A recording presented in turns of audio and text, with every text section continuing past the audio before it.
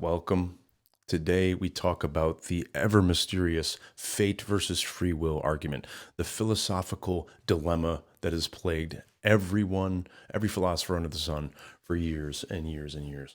So I'm going to demystify it today with my own interpretation, what I've put together. And you can see we're going to be following along a document that I've created. And we're just going to talk about fate and free will and actually how I believe they coexist together to create this novel experience of reality, human life. Let's get into it. Okay, so the intro is going to be a specific type of debate or presentation between fate and free will and how it's shaped philosophy for years. First, you'll see here both forces operate together rather than in opposition.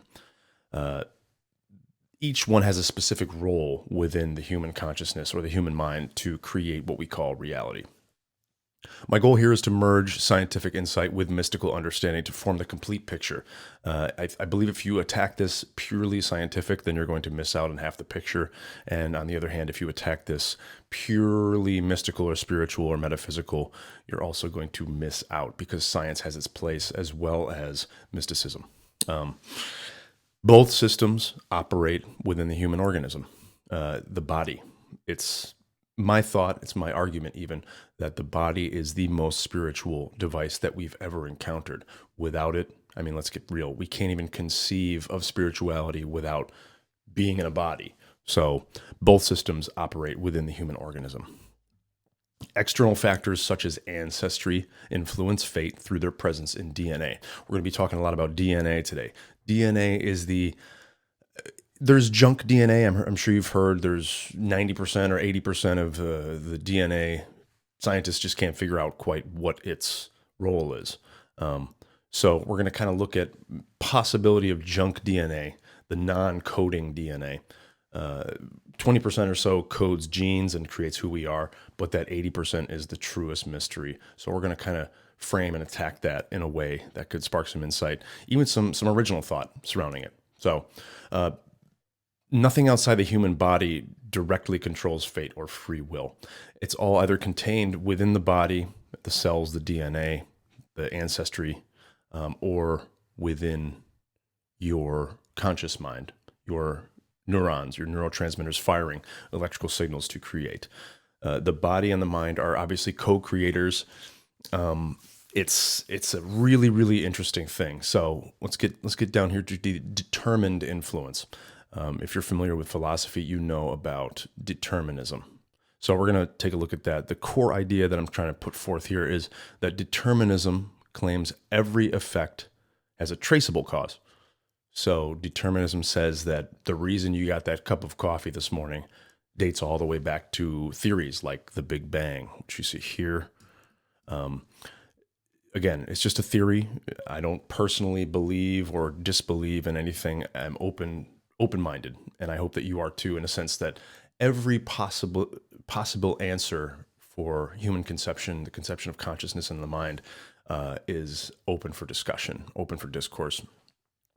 The traditional deterministic model asserts that everything was set in motion by a single initial event, such as the Big Bang. As I said, the cup of coffee today was determined when the universe came into fruition. Even mundane actions, again, cup of coffee. So some actionable intel here.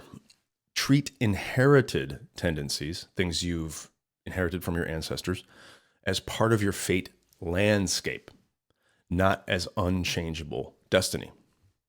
This helps separate influence from limitation. Your ancestors and things you inherited from them create a landscape, a place for infinite potential. Recognize when too much power is being attributed to past events. A lot of people practice this thought of, well, I am who I am because of my past events. In a way, we'll see how that works, but mostly it's something that's deeper inside of you. So some concepts here. High-level physics eventually blends into metaphysics. And if you've seen this, if you really go deep into physics, if you really go deep into science and you get into that quantum area, then you're going to see that people start to see that there's some sort of force that cannot be pinpointed, cannot be named. And that could be metaphysical. It could be God or whatever, spirit, source, whatever you say. So you need to recognize and practice identifying these, and then high-level physics blends them. So you have Newtonian mechanics that give way to quantum mechanics. Science, as I said, eventually reaches a boundary where mystical language becomes necessary. Determinism loses its strength when viewed through this modern scientific lens. So here we go. Key point here, the convergence of science and mysticism. This blended layer of reality. What does it mean? How does it work? So great minds, such as Einstein, we've all heard of him, suggest a hidden layer beneath physical laws. This layer is not deterministic, but contains pure potential. As I said, it's the fate landscape, the potential. And then you go over to the philosophical side of things. You have Plato from ancient Greece. He identifies this realm of forms. This realm of forms here. So what happens in the realm of forms is before something material has become something. And when you can get into this, I don't know if you've heard of Heidegger, another high-level metaphysical existential thinker. Heidegger also said that there's this realm of forms, this mystical realm of forms, which science has kind of deduced to quantum, the quantum field. It's a field of possibility, not predetermined events. So you have your determinism. You have everything stemmed from one action, even the mundane things like the cup of coffee. And then you have this field of possibility, not of predetermined events. Some practical applications, which are always useful. Potential outcomes can be understood as raw material awaiting conscious participation. That material is sitting there waiting for your focus, your consciousness to look at it, manipulate it into your reality. It's a reflection on the difference between potential and predetermination, strengthen this connection between subconscious intention and conscious action. Journaling or meditation can help illuminate subconscious desires.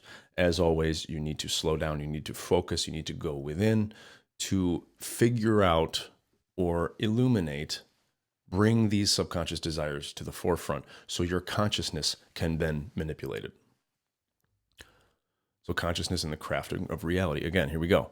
My claim is that consciousness draws from the realm of forms to create the material world. The subconscious mind acts as the creator. The conscious mind acts as the chooser. This is an important distinction here. The subconscious mind acts as the creator. All the potential, creates the potential field for you that gives you the raw materials. What you do with them depends on your conscious mind. You choose the raw materials to use in the creation of your reality. Consciously, every single day, every single moment, with your thoughts and emotions. Some supporting context here. Jacobo Grinberg, he has this syntergic theory. He was a Mexican philosopher. He suggests that the brain shapes a field that influences space-time. This kind of reinforces that idea, right?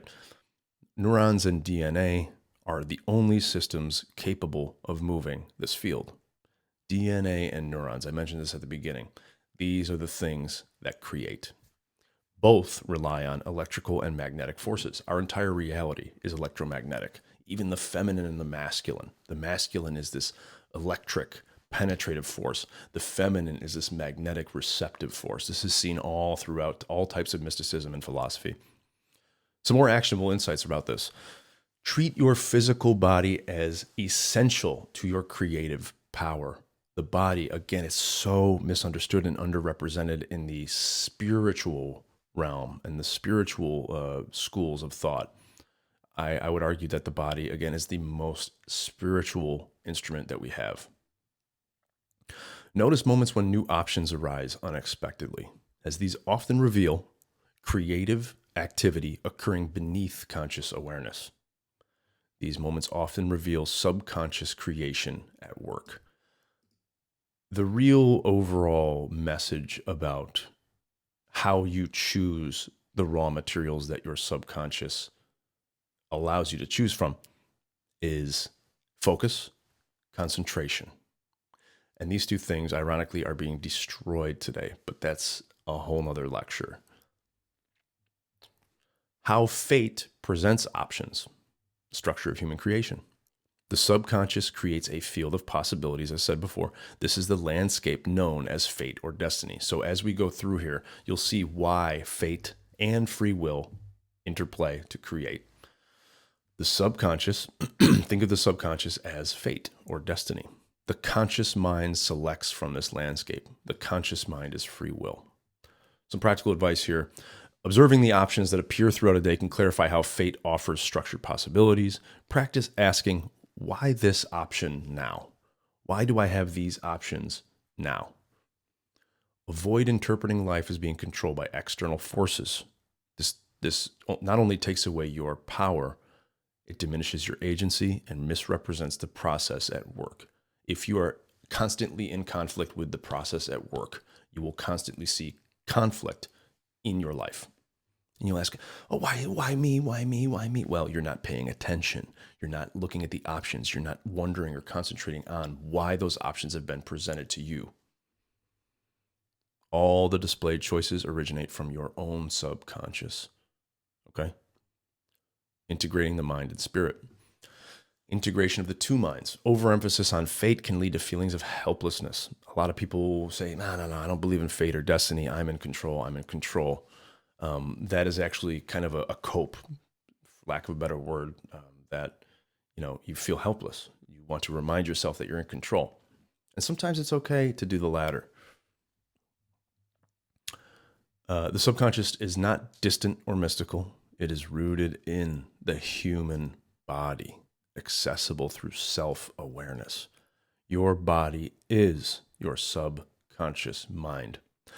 For hundreds and hundreds of years, philosophers and existentialists and deep thinkers have been trying to access or map the subconscious mind, and they come up with all these extravagant ideas of, I don't know if you've seen any of the esoteric artwork, but it's kind of doesn't make any sense. It's right here. We're in it. We are housed. The conscious mind is housed in the subconscious mind, and the subconscious mind feeds options, as I've said before. Studies for enforcement. Study the body as a symbolic system. One of my favorite authors, Manly P. Hall, suggests that the body contains answers to philosophical and spiritual questions. Where does it house them? Emotion and DNA. Strengthen your relationship with your own physiology. Practices like breath work, somatic tracking, and grounding enhance subconscious clarity. Interpreting outer events. This is a big one. Core idea. External circumstances are distractions unless interpreted consciously. Again, don't just look around and accept them for what they are. Interpret them consciously. Think about them. Concentrate. They do not influence the subconscious or fate. Nothing external has any influence on your subconscious, your DNA's idea of giving you raw materials. Your conscious mind thinks that it does. Here's an application. Train yourself to see external events as choices presented for your growth. Again, I'm reinforcing these points in different ways. You need to train yourself with concentration and focus to view these choices as potential for your own personal growth. Don't assign them power beyond being options. Not, I'm stuck in this environment, I'm stuck in this world. There are options. When overwhelmed by life, return to the principle that your subconscious is the architect. Your body, your cells, your emotions, your DNA is the architect. This reframes chaos as opportunity. Huge point there. Chaos presents opportunity. Order ab chaos. Shared creation dynamics. Individual and shared creation. Each person creates their own experience through the subconscious. Choices unfold in a personal playground, as I like to call it. It's a sandbox. Go out, play. View the choices, build the castles, feel it. It's tactile, it's out there. Each person's world remains unique. But again, we kind of co-create in a way. And that's the interplay between our reality, our realm of existence, and our bodies and the instrument of the body. It's incredible. It's absolutely incredible. Some points here on this. Compare how different individuals interpret the same event to highlight the uniquely personal nature of perception and creation. We have some examples when in a courtroom, when you call witnesses, people recall things differently. This is because, not because their memory is fragmented, it's because their DNA and their conscious mind put their own spin on the raw materials that were provided by the co-creation between the bodies in this realm. Reflect on your sensory interpretations. You've been given five senses that are a beautiful, beautiful, wonderful gift. Use them. It builds awareness of how your subconscious shapes experience. The mechanics of manifestation.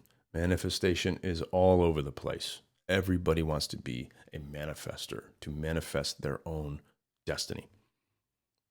The realm of forms contains potentialities, as said before. The subconscious draws from them to produce physical experiences. Humans are necessary for manifestation. Without bodies, there is no DNA or perception, no subconscious. Application. Embrace the limitations of embodiment. While you have these wonderful senses and you can be this creative, infinite realm of potential, all housed with this human body, there are limitations. Embrace them. They're not there to stop you from creating. They're there to show you different ideas about creation. This awareness encourages intentional living.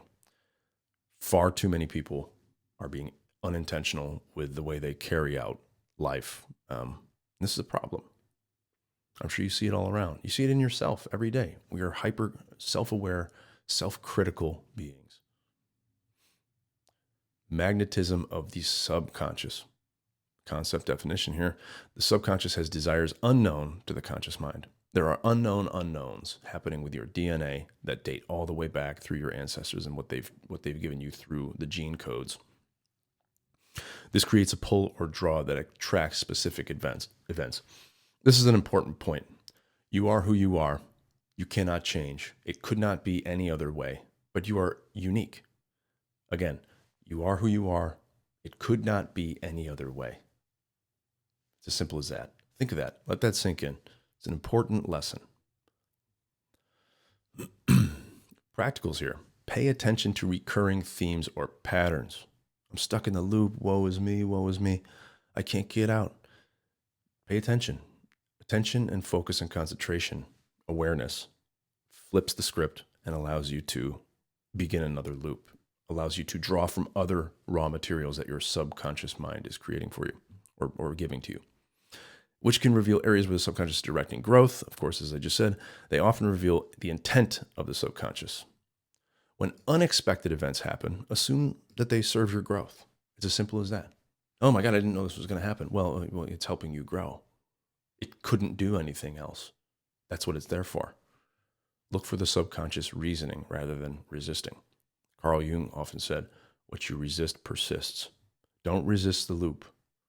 Look for it with conscious awareness. My interpretation, again, this is all my interpretation, but here's the crux of the whole thing. Fate and free will function within a feedback loop. As conscious choices accumulate, they subtly train the subconscious to generate new landscapes with refined intention. This creates a progressive evolution of fate rather than a static pattern. The subconscious does not communicate in language, but arrangements of experience. Symbolic arrangements of experience are the way that the subconscious mind communicates. These are the raw materials that I've been speaking about. This means that the sequence of events in a day is itself a message that can be interpreted. Treat your daily patterns as symbolic rather than random.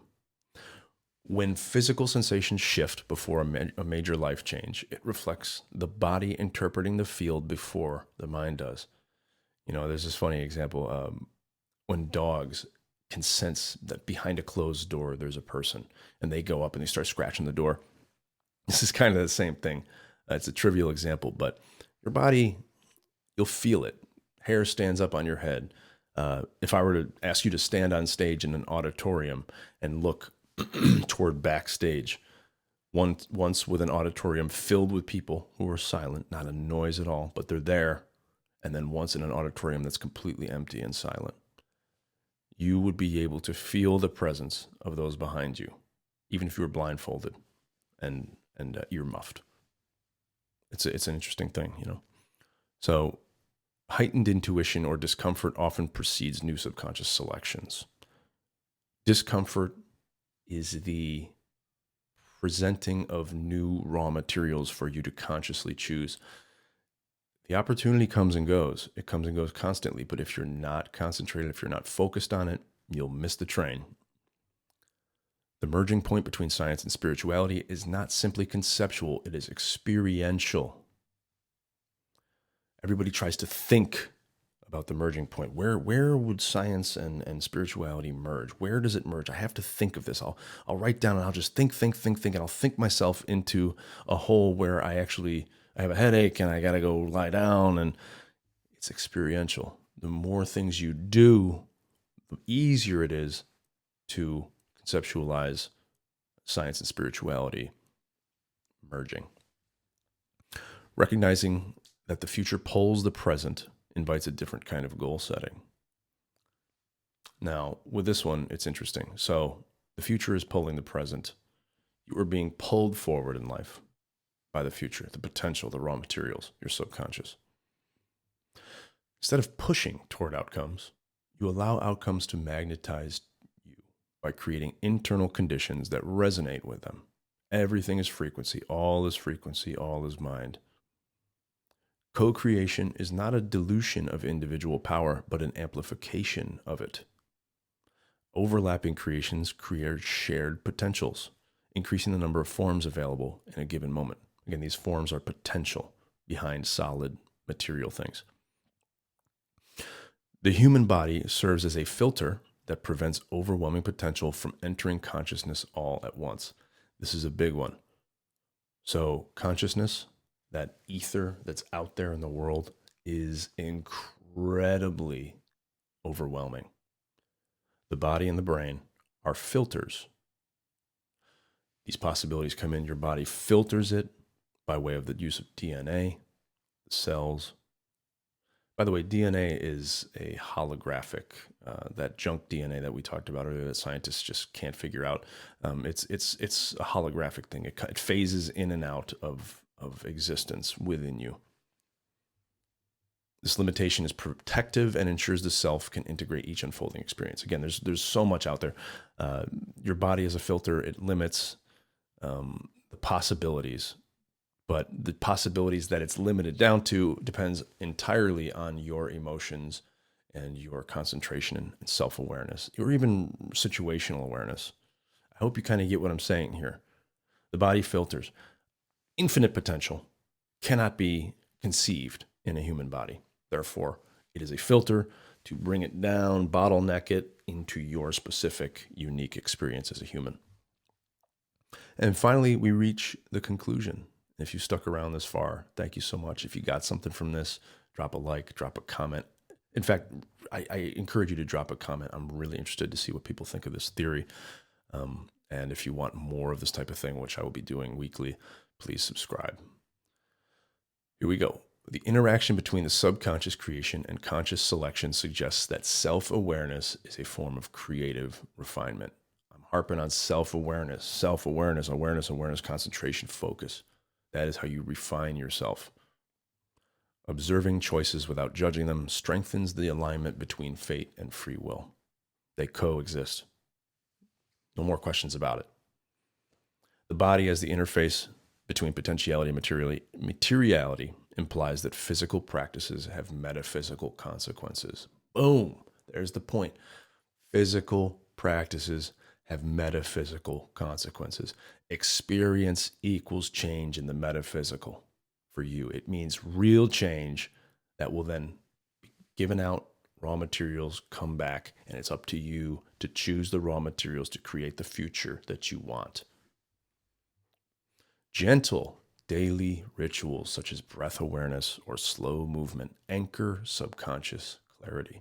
The body and the mind work in a feedback loop. And if you are moving your body, then you are technically moving your subconscious mind. Viewing fate as a landscape rather than a fixed script empowers you to cultivate readiness rather than control. This readiness increases the number of options that appear in conscious awareness. The idea that the future pulls events toward us reframes obstacles as directional markers. They're not obstacles. They're just a marker for, hey, you're going this way at this speed, at this time, at this location. That's all. Just interpret it. Be aware of it. Simple. Stuff is simple. I Promise you. It's not easy, but it's simple. This perspective turns frustration into information. Key thing here, revealing where subconscious and conscious aims diverge. Fate and free will operate together rather than in conflict. Fate provides the landscape, shaped by the subconscious.